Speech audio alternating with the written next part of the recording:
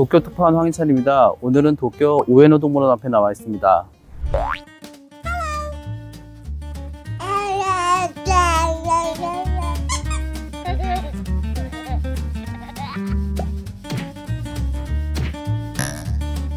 한국만큼이나 유명한 일본의 판다 사랑. 짜잔! 그런데 제로 판다 위기에 처했다는데 무슨 얘기일까요?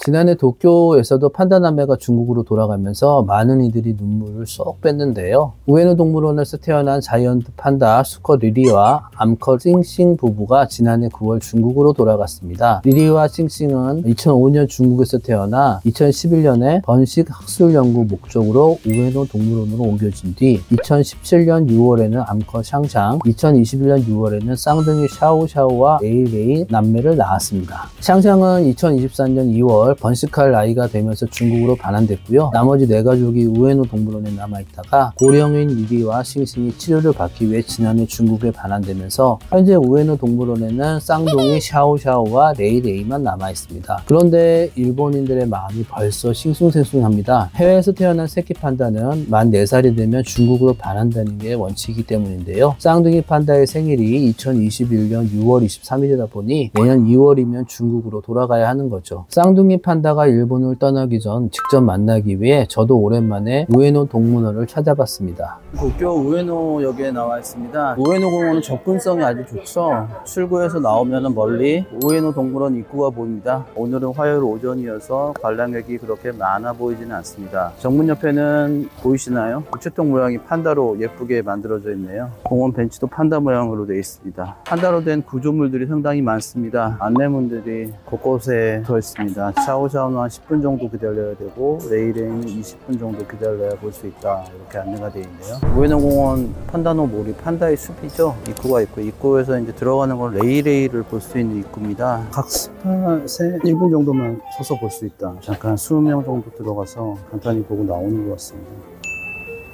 문이 열립니다. 날씨가 더워서 아마 안에 있는 것 같습니다. 조금의 미동도 없네요. 오래 기다리는데 자는 모습은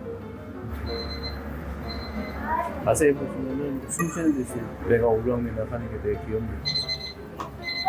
알람을 맞춰놓고 정확하게 나가라고 합니다. 원래는 이렇게 야외 공간에서 지냈는데 30도를 훌쩍 넘다 보니까 실내 공간에서 더위 먹은 듯이 누워있네요. 샤오샤오를 보려면 삥 돌아서 가야 되는데 같이 한번 가보시죠. 샤오샤오 들어가는 입구입니다. 주말이나 이런 데는 30분 이상 기다리고 그런 적이 있었는데 오늘은 10분만 기다리면 됩니다. 자고 있습니다. 샤오샤오는 얼굴도 안 보여주네요.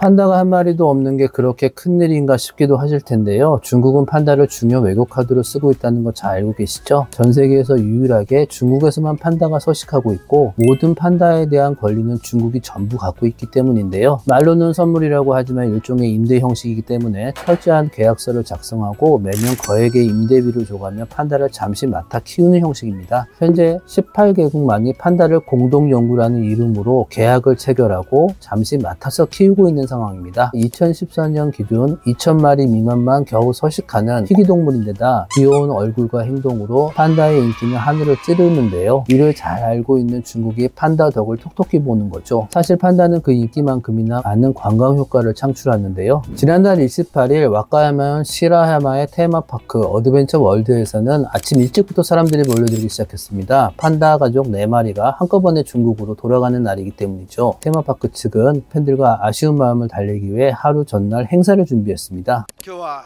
私たちにとって特別な日であります。ジャイアントパンダ、良浜、結浜、彩浜、楓浜とお別れの時を迎えます。 판다가 떠나는 지난달에는 지역 내 호텔 예약이 꽉 찬 것으로 알려졌습니다. 판다 가족이 살았던 테마파크인 어드벤처 월드가 위치한 시라야마시 인구는 약 2만 명인데요.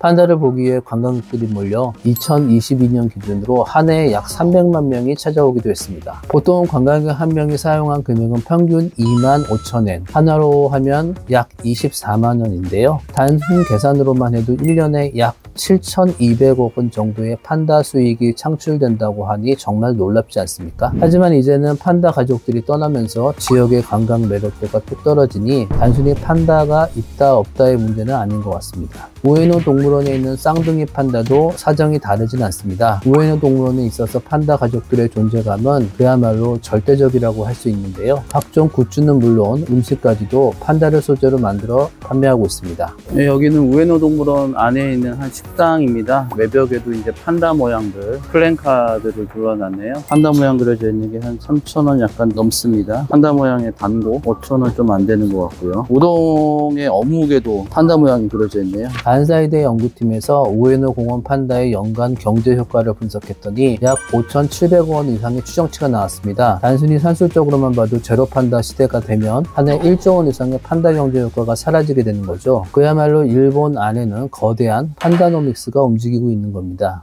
일본에서는 언론에서도 제로 판다에 대한 불안감을 고스란히 노출하고 있는데요. 마이니치 신문은 중국이 별도의 판다를 대여해주지 않고 우에노 동물원 판다의 반환 기간도 연장하지 않으면 일본에서는 판다가 사라진다며 제로 판다의 위기가 고조되고 있다는 기사를 쓰기도 했습니다. 결국 일본 정계까지 나섰는데요. 지난 4월 자민단 소속의 일중우호연맹 회장을 맡고 있는 모리야마 히로시 간사장이 중국을 방문했는데요. 중국 권력서열 3위 자오러지 전국 인민대표 상무위원장을 만나 판다 추가 대여를 요청했다고 합니다. 하지만 이 자리에서 확답을 듣지 못하고 돌아오자 일본의 코가 쑥 빠졌다고 하는데요. 그런데 최근 중국이 일본 내 판다 숫자를 줄이는 이유를 두고 불편한 양국 관계를 반영한다는 해석도 나오고 있습니다. 무엇보다 지정학적 리스크가 커지고 있기 때문인데요. 일본과 중국은 동중국해의 영토 분쟁지이며 일본이 시료 지배 중인 센가쿠 열도, 중국명 다오위다오를 놓고 강하게 대립하고 있죠. 지난해 5월에는 이 일대에 중국의 헬리콥터와 선박이 진입하자 일본의 자위대 전투기가 맞불 출격해 충돌 우려까지 커졌는데요. 이 때문에 중국이 굳이 일본의 대규모 경제 효과를 창출하는 판다를 더 보내고 싶지 않은 거겠죠. 하지만 일각에서는 중국이 일본의 제로 판다 상황을 두고 보고 있지만은 않을 거라는 분석도 나옵니다. 올해 안에 한중일 정상회의가 일본 도쿄에서 열릴 것으로 보이는데요. 이 자리에 중국 권력서열 2위인 리창 총리의 참석이 기대되고 있습니다. 그때 리 총리가 방일 선물로 판다의 추가 대여를 결정지을 수도 있다는 긍정 회로가 일본에서는 나오고 있습니다.